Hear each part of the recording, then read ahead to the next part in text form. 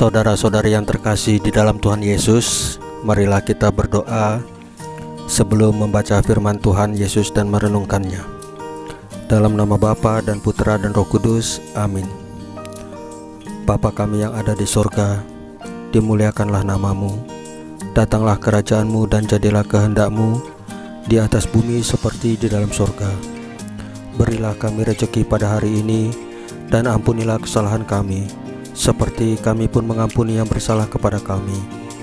Dan janganlah masukkan kami ke dalam pencobaan, tetapi bebaskanlah kami dari yang jahat.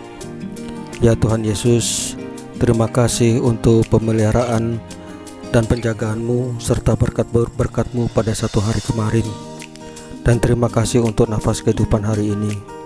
Ampunilah segala dosa kami, dan utuslah Roh Kudus-Mu untuk hadir bersama kami di dalam hati kami, agar memimpin dan membimbing kami dalam membaca firman-Mu ya Tuhan Yesus, sehingga kami dapat mengerti dan melaksanakannya di dalam hidup kami sehari-hari. Amin.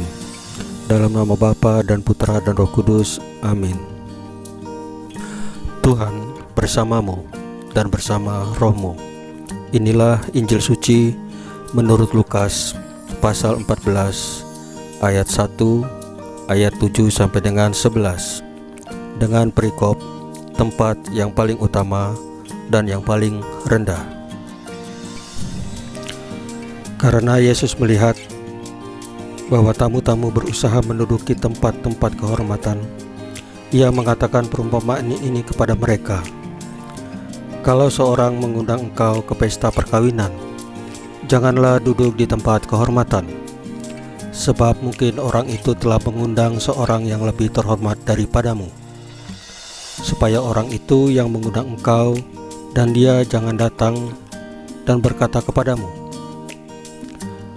berilah tempat ini kepada orang itu, lalu engkau dengan malu harus pergi duduk di tempat yang paling rendah. Tetapi apabila engkau diundang, pergilah duduk di tempat yang paling rendah. Mungkin tuan rumah akan datang dan berkata kepadamu, sahabat, silakan duduk di depan. Dan dengan demikian engkau akan menerima hormat di depan mata semua tamu yang lain. Sebab barang siapa meninggikan diri, ia akan direndahkan, dan barang siapa merendahkan diri, ia akan ditinggikan. Demikianlah sabda Tuhan. Terpujilah Kristus. Saudara-saudari yang terkasih dalam Tuhan Yesus, hari ini kita ingin belajar tentang kerendahan hati. Kita sering terjebak pada kerendahan hati yang semu. Kita ragu untuk duduk paling depan.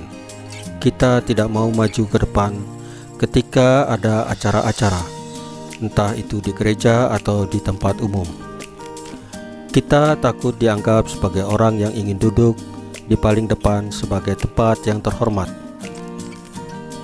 Banyak umat Katolik terjebak pada konsep kerendahan hati yang semu.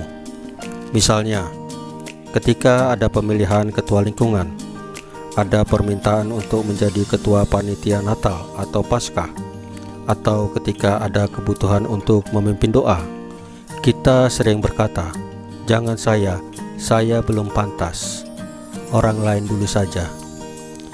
Saudara-saudari yang terkasih dalam Tuhan Yesus, kita berpikir itu adalah bentuk kerendahan hati kita.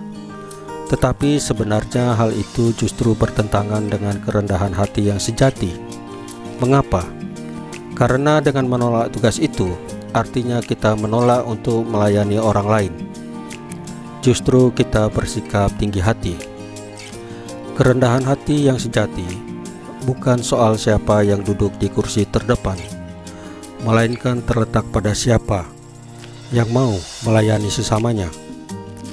Siapa yang mau berkeringat dan disusahkan untuk membantu orang lain yang sedang membutuhkan pertolongan, itulah orang-orang yang sungguh-sungguh memiliki sikap kerendahan hati.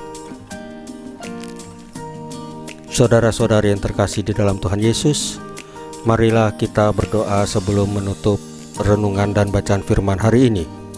Dalam nama Bapa dan Putra dan Roh Kudus, amin.